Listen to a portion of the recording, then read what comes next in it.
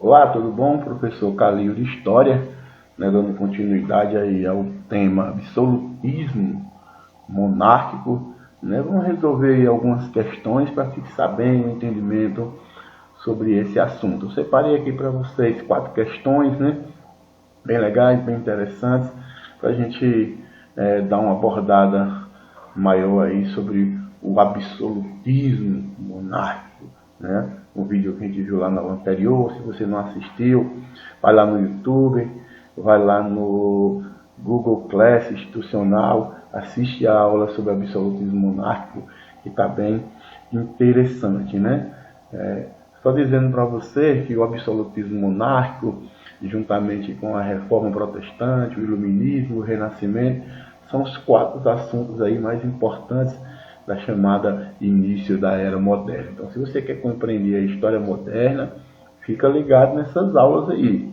ok? Vamos ver aqui a nossa primeira questão.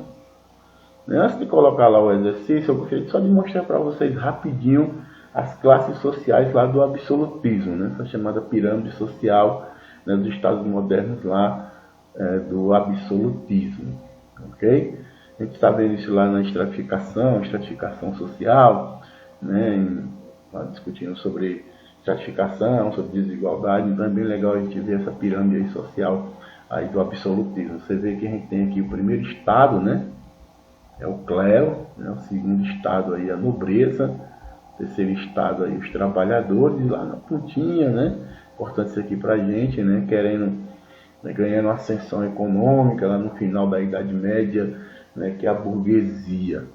E você percebe aqui, que o rei, está acima, de todos os outros estados, ok? Para dar uma visão bem legal aí, sobre a estratificação, sobre a pirâmide social aí, durante o absolutismo. Essa primeira questão, bem interessante aí, em relação à formação do absolutismo monárquico, a formação dos estados nacionais. O que a gente viu? Que durante a Idade Média o poder político ficou fragmentado, ficou lá na mão dos senhores feudais. Era preciso restaurar esse poder, com o apoio da burguesia, com o apoio da nobreza, essas classes sociais aí que precisavam, de um poder unificado. E começa a chamada as formações dos chamados estados nacionais, ok? No processo de formação dos estados nacionais podem ser identificados os seguintes aspectos: a. Fortalecimento do poder da nobreza e o retardamento da formação do estado moderno? Não, se está falando da formação dos estados nacionais, então não tem sentido esse retardamento da formação do estado moderno. Muito pelo contrário, com a formação dos estados nacionais, que vai unificar impostos, definir regras, leis, ok? Nós temos aí o início da formação do estado moderno, não o seu retardamento. A ampliação da dependência do rei em relação aos senhores feudais e à igreja também é um processo contrário, Ao contrário, na verdade, não a ampliação da dependência, mas a partir da formação dos estados nacionais, com o surgimento do estado moderno, a gente percebe, que é o inverso aí, Ou seja, não há uma dependência do rei em relação aos senhores feudais e à igreja. Isso aconteceu muito durante a Idade Média, mas não aí durante a formação dos estados nacionais. Desagregação do feudalismo e a centralização política, claro, o fim, começa o sistema feudal, começa a entrar em declínio, e a gente vai ter aí o surgimento do mercantilismo, já descambando aí para as expansões marítimas comerciais europeias, que é um processo que a gente viu. Então, a resposta correta é a letra C, ok? Desagregação do feudalismo e a centralização política nas mãos dos reis, levando ao que a gente vai chamar de absolutismo monárquico. A letra D, porque está errada. Diminuição do poder real, ao contrário, Com a formação dos estados nacionais, a gente vai ter um aumento do poder real, Crise do capitalismo comercial, a gente não está nem vivendo ainda, o capitalismo comercial está em sua ainda formação. Enfraquecimento da burguesia, não, né? Com a formação dos Estados Nacionais, a gente viu que a burguesia é uma das classes interessadas no absolutismo monárquico, muito pelo contrário, há um crescimento ou um fortalecimento do poder da burguesia, que além do poder econômico, também vai querer o poder político, né? A gente vai ver que isso só vai acontecer lá com a Revolução Francesa, né? E equilíbrio entre Estado e Igreja, claro que não há um equilíbrio entre Estado e Igreja, ao contrário, né? Com a formação dos Estados nacionais, né? Com a acumulação de poderes, a centralização política de poderes nas mãos dos reis, a gente vai ver que a Igreja, né, vai estar submissa, passa a estar submissa aos reis. Claro que não vai haver um equilíbrio entre Estado e Igreja, ok? Então, questão, alternativa correta, letra C. Marca aí.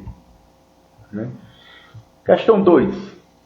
A frase de Luiz, né, o Estado sou eu, né?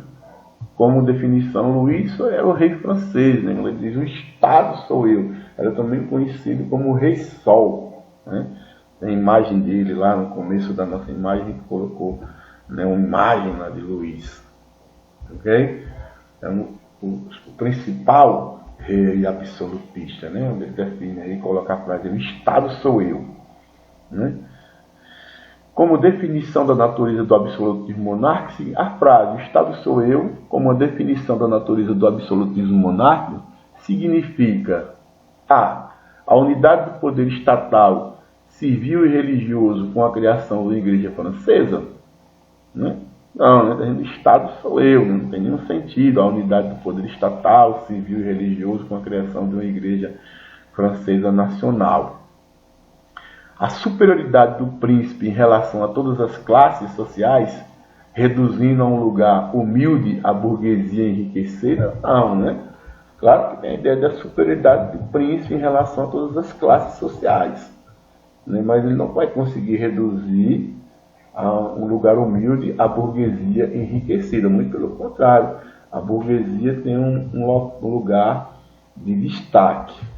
A submissão da nobreza feudal pela eliminação de todos os seus privilégios fiscais, também não, né?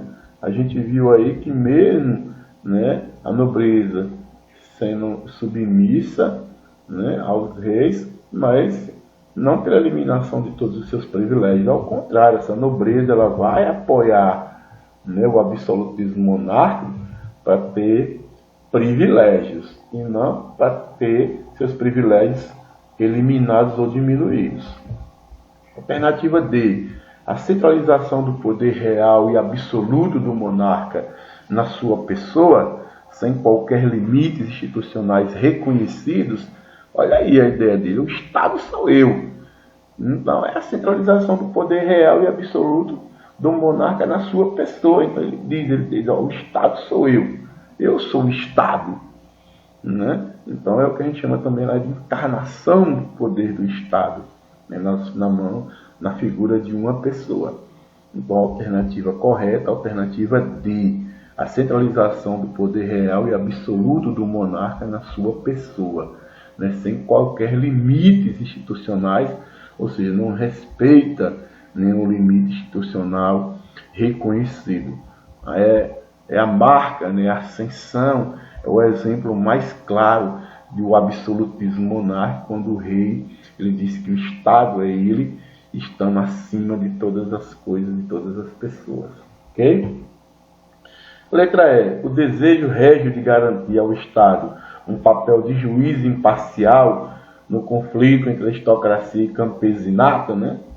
Essa aristocracia e campesinato, né, a gente vai ver só em outro contexto, em outra situação, né? O desejo maior de garantir ao Estado um papel de juiz, não, ao contrário, de garantir a ele, né?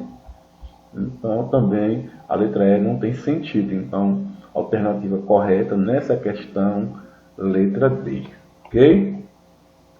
Exercício, questão 3. A França é uma monarquia. O rei representa a nação inteira. E cada pessoa não representa outra coisa senão um só indivíduo perante o rei.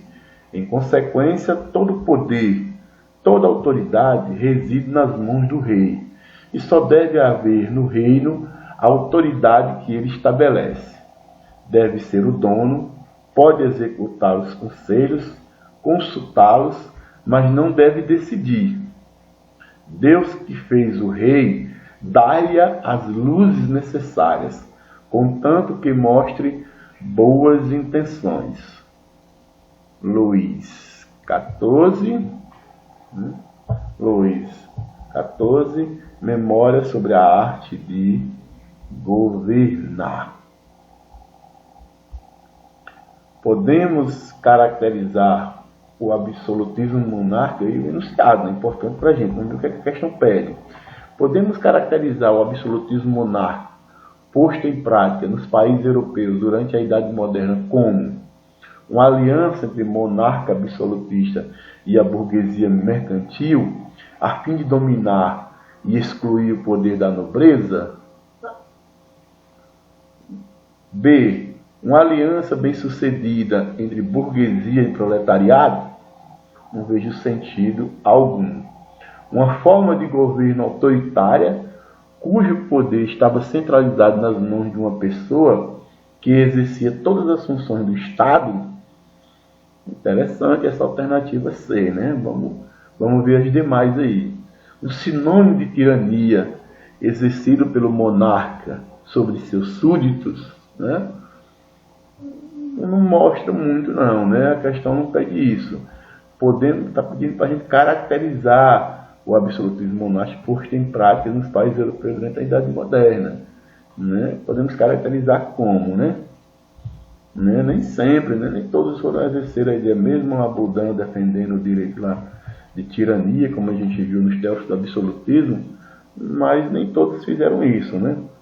Um poder total concentrado nas mãos da nobreza, né? Você está pedindo para caracterizar o absolutismo, então não tem sentido aí, né? Um poder total concentrado nas mãos da nobreza. Então, já que ele está pedindo para a gente caracterizar aqui, caracterizar o absolutismo, então a alternativa correta, alternativa C, né? Uma forma de governo autoritária, cujo poder estava centralizado nas mãos de uma pessoa, né? No caso o rei, que exercia todas as funções do Estado, né? Quais todas as funções? Ou seja, de elaborar as leis, de executar, né? De definir o que é certo e o que é errado. Então, a alternativa correta, alternativa C. Quarta questão, a gente viu lá no finalzinho da aula anterior, né, que começa a haver críticas, né, sobre o absolutismo monárquico. Vários pensadores iluministas, né, vai ver também isso aí, o iluminismo, principalmente Voltaire, começa a questionar o absolutismo monárquico. Então, vamos ver lá. O que a questão pede para a gente? O pensamento político e econômico europeu, em fim do século XVII e no século XVIII, apresentou uma vertente de crítica ao absolutismo e ao mercantilismo, né? Não só o absolutismo, mas com uma política mercantilista, né? Predominante na Europa, na Idade Moderna. Quais dessas ideias abaixo caracteriza essa nova corrente de pensamento? Nova corrente de pensamento, a gente viu lá no finalzinho da aula anterior, que é o iluminismo. Ok? É necessária a regulamentação minuciosa de todos os aspectos da vida econômica para garantir a prosperidade nacional e o acúmulo metalístico? Sim. Só que isso aqui ele está falando só do mercantilismo. A letra A está falando só do mercantilismo. A vertente, o iluminismo, faz uma crítica também ao absolutismo. Aqui, ele está falando só do mercantilismo, fazendo uma crítica, ou na verdade aqui é uma prática mercantilista. Letra B. O Estado com função política e justiça deve ser governado por um rei, cuja autoridade é sagrada e absoluta porque emana de Deus. Sim, mas só que ele está pedindo qual a corrente de pensamento, né, que critica isso. É que a gente está vendo que é uma defesa, né, do absolutismo. Se a gente está pedindo uma corrente, né, na questão, uma corrente, né, que caracteriza essa nova corrente de pensamento, aqui não tem sentido. Essa questão B está defendendo o absolutismo. Letra C. A fim de proteger a economia nacional, cada governo deve intervir no mercado, estimulando as exportações e restringindo as importações. Falando de intervenção do governo, uma prática do mercantilismo, intervenção na economia. Está falando somente do mercantilismo. Lembrando que a questão está pedindo, né, qual dessas alternativas caracteriza essa nova corrente de pensamento, o pensamento iluminista. A letra C também não tem sentido. Vamos ver a letra D. O poder do soberano era limitado, porque fora fruto do consentimento espontâneo dos indivíduos, para evitar a anarquia e a violência do estado natural. Isso aqui é de Hobbes, né? A ideia lá, quando você volta lá na aula sobre os pensadores, os teóricos que defendiam o absolutismo, e vê que essa ideia aqui era de Hobbes, né? O homem, lobo do homem. Então, para o homem se proteger-se de si mesmo, deveria existir a figura de um soberano, né? Para evitar a anarquia e a violência e tal. Então, também está falando, defendendo a característica do absolutismo. A questão está pedindo característica nova corrente de pensamento. Então, se não é alternativa A, não é alternativa B, não é alternativa C, não é alternativa D, então a letra correta, a alternativa é o Estado, simples guardião da lei, ou seja, o Estado deveria ser somente um simples guardião da lei. Deve intervir pouco, né, apenas para garantir as liberdades públicas e as propriedades dos cidadãos. Ou seja, o Estado deveria ser somente um simples guardião da lei, né? Deve intervir pouco na economia, né? Diferente do absoluto do mercantilismo, que é uma intervenção do Estado na economia, né? E o Estado deveria existir somente para garantir as liberdades públicas e as propriedades do cidadão, não um Estado absolutista. Ok? Então, a alternativa correta, a alternativa é. Okay? Legal? Né? É isso, né? Dá uma revisada, abre novamente o slide, acompanha a questão de forma mais devagar, dá uma estudada legal. Qualquer dúvida, posta lá um comentário no YouTube, posta lá um comentário, uma dúvida lá no Google Classroom que a gente retira, ok? Até a próxima!